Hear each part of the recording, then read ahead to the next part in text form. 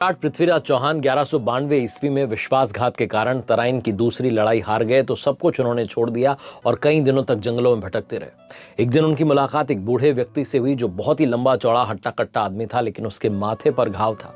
क्योंकि सम्राट पृथ्वीराज चौहान आयुर्वेद के अच्छे जानकार थे, इसलिए उन्होंने उस व्यक्ति से कहा कि आपके घाव को ठीक कर सकता हूँ। उन्होंने हर संभव मदद की, लेकिन वो घाव ठीक नहीं हुआ। इसलिए उन्होंने पूछ लिया उस बूढ़े आदमी से कि क्या आप अश्वत्थामा हैं, क्योंकि आपके घाव ठीक नहीं हो सकते। उस बूढ़े आदमी ने सिर हिलाया और वहां से चला गया। कहा जाता है कि अश्वत्थामा आज भी जीवित है और कलयुग के अंत का, यानी कि भगवान कल्कि के जन्म का, अपने शाप से मुक्ति का आज भी इंतजार कर रहा है, प्रतीक्षा कर रहा है। आज के इस वीडियो में कथा है अश्वत्थामा की। आपके साथ मैं हूं। महाभारत ऐसा महाकाव्य है जो कि हिंदू धर्म का आधार है। महाभारत महाकाव्य भगवान श्री गणेश जी के हाथों से लिखा गया। वेद व्यास जी से बोल रहे थे।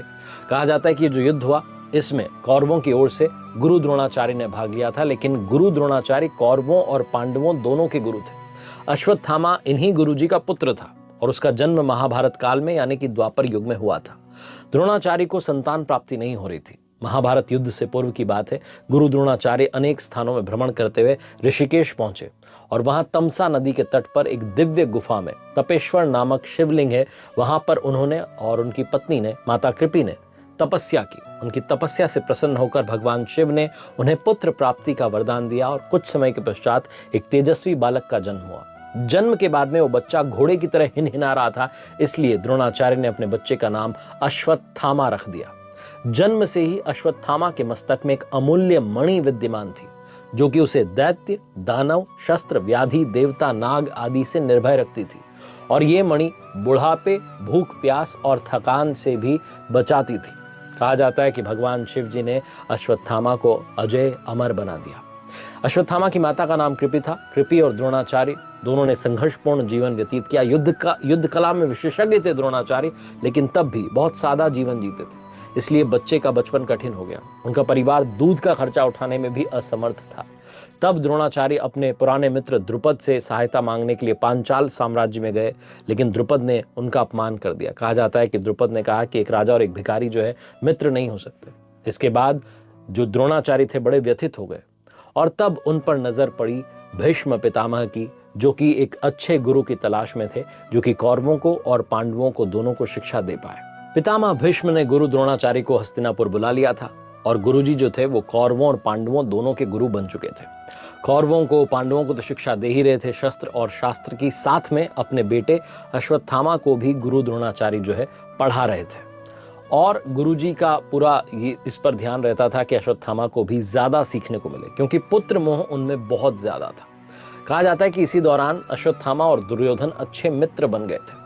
आचार्य अपने पुत्र से बड़ा मोह रखते थे और उसको भी युद्ध कला का पूरा जो है ज्ञान दे रहे थे, और मोह की वजह से वो भेदभाव करते थे अश्वत्थामा में कौरव और पांडवों के बीच में। उनकी कोशिश रहती थी कि बच्चे को ज्यादा से ज्यादा अच्छा से अच्छा ज्ञान मिल जाए। बाकी जो विद्यार्थी थे उनकी अपेक्षा वो अश्वत्थामा को सरल पाठ देते थे कि इजीली उसको याद हो जाए। सारे विद्यार्थी जो थे उनको रोजाना मटके से पानी भरकर जो आश्रम लाना होता था, और जो विद्यार्थी सबसे पहले पानी भरकर आ जाता था उसको ज्यादा ज्ञान मिलता था। द्रोणाचार्य जी ने सबके लिए नियम बनाया था, लेकिन कहा जाता है कि उन्होंने अपने बेटे अश्वत्थामा को छोटा घड़ा दिया था। ये बात बालक धनुर्धर अर्जुन को समझ में आ गई, इसलिए वो पानी लेकर के पहुंचने में बिल्कुल भी देरी नहीं करते थे। जब द्रोणाचार्य ब्रह्मास्त्र की शिक्षा दे रहे थे उस समय उनके पास में अर्जुन और अश्वत्थामा दोनों पहुंच गए। अर्जुन ने पूरी एकाग्रता के साथ विद्या सीख ली, लेकिन अश्वत्थामा ने ब्रह्मास्त्र का अधूरा ज्ञान लिया। ब्रह्मास्त्र को आमंत्रित करना तो सीख लिया, लेकिन वापस भेजना नहीं सीखा, क्योंकि अश्वत्थामा को लगा कि द्रोणाचार्य तो मेरे पिता हैं, इनसे मैं जब चाहूंगा सीख लूंगा। और पुत्र मोह में भी द्रोणाचार्य ने अश्वत्थामा के साथ में सख्ती नहीं की, क्योंकि द्रोणाचार्य वैसे तो पांडवों और कौरवों के गुरु थे, लेकिन वचन से बंधे होने के कारण महाभारत के युद्ध में कौरवों की ओर से वो युद्ध लड़े, कौरवों की सेना के सेनापति भी बने। युद्ध के 10वें दिन जब पितामह भीष्म जो थे वो युद्ध के मैदान से हट गए और मृत्युशैया पर थे, तो द्रोण को सेनाओं का सेनापति नियुक्त किया गया। कहा जाता है कि द्रोणाचार्य के युद्ध कौशल के आगे पांडवों की सेना कमजोर पड़ रही थी। एक समय में ऐसा आ गया समय कि अश्वत्थामा और द्रोणाचार्य जो थे वो पांडवों की सेना और भारी पड़ रहे थे। भगवान कृष्ण को मालूम था कि सशस्त्र द्रोण को हराना जो है वो मुश्किल है, तो उनको लगा कि छल से हराया जा सकता है। अश्वत्थामा नाम का हाथी था महाभारत में मालव नरेश इंद्र वर्मा का, और गुरु द्रोणाचार्य पांडवों की विजय में जो सबसे बड़ी बाधा थी उसके रूप में उपस्थित थे। भगवान श्री कृष्ण के कहने पर भीम ने अश्वत्थामा नाम के हाथी का वध कर दिया। क्योंकि पुत्र का नाम भी अश्वत्थामा था द्रोणाचार्य के, और उस हाथी का नाम भी अश्वत्थामा था, तो जैसे ही उन्होंने सुना कि अश्वत्थामा की मृत्यु हो गई है, वो जमीन पर गिर गए। युधिष्ठिर के रथ के सामने पहुंचते उन्होंने युधिष्ठिर से कहा कि क्या यह सत्य है कि अश्वत्थामा की मृत्यु हो चुकी है? तब युधिष्ठिर ने भी कहा कि हाँ, अश्वत्थामा मारा गया, परंतु हाथी। लेकिन जब उन्होंने परंतु हाथी का, उसी समय भगवान श्री कृष्ण ने शंखनाद कर दिया, जिससे गुरुजी को सिर्फ यही सुनाई दिया कि उनके पुत्र अश्वत्थामा की मृत्यु हो गई है।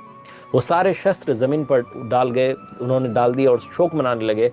तभी जो है द्रौपदी के भाई धृष्टद्युम्न ने उनका सिर जो था धड़ से अलग कर दिया। अश्वत्थामा को जब ये बात मालूम चली कि पिताजी की मृत्यु हो गई, क्रोध में पागल होकर के पांडवों की सेना के एक बड़े हिस्से को उसने तहस नहस कर दिया।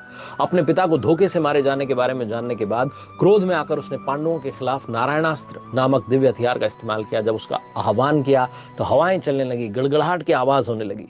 हर पांडव सैनिक के लिए एक तीर दिखाई देने लगा, जिससे पांडव सेना में भय व्याप्त हो गया।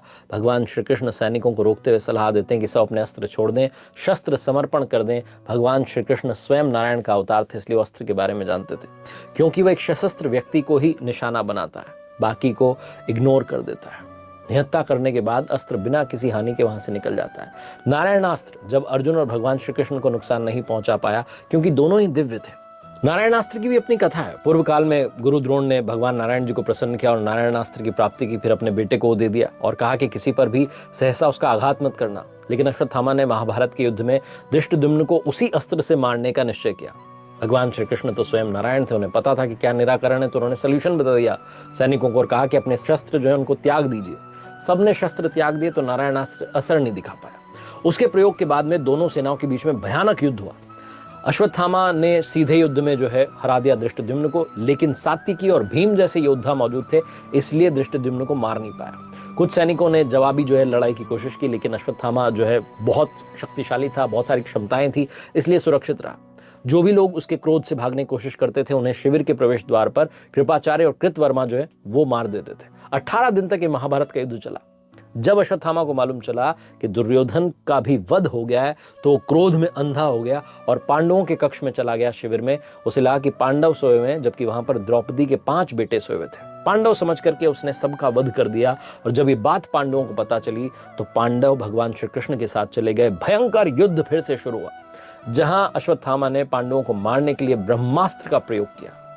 और जब उसने ब्रह्मास्त्र निकाला, आमंत्रित किया, तो उस समय धनुर्धर अर्जुन ने भी ब्रह्मास्त्र को आमंत्रित किया। और भगवान श्री कृष्ण जानते थे कि अगर 2 ब्रह्मास्त्र एक दूसरे से टकराएंगे तो प्रलय आ जाएगा। इसलिए उन्होंने अर्जुन से कहा कि आप अपना ब्रह्मास्त्र वापस लीजिए। अर्जुन ने तो ब्रह्मास्त्र को वापस ले लिया, लेकिन अश्वत्थामा नहीं जानता था, जैसे मैंने बताया कथा की शुरुआत में, अश्वत्थामा को नहीं पता था कि वापस कैसे जो है लिया जाएगा ब्रह्मास्त्र। इस वजह से उसने उस ब्रह्मास्त्र को चला दिया अर्जुन के बेटे अभिमन्यु की विधवा पत्नी के कोख में पल रहे बच्चे की ओर। और इस घटना से भगवान श्री कृष्ण बहुत क्रोधित हुए और उन्होंने श्राप दिया अश्वत्थामा को कि जब तक पृथ्वी है तब तक तुम जीवित रहोगे और यूं ही भटकते रहोगे। कहा जाता है कि अश्वत्थामा का जो अंत है वो तब होगा जब भगवान कल्कि का अवतार होगा। तो अश्वत्थामा इसी धरती पर भटक रहा है भगवान कल्कि के अवतार की प्रतीक्षा में। ये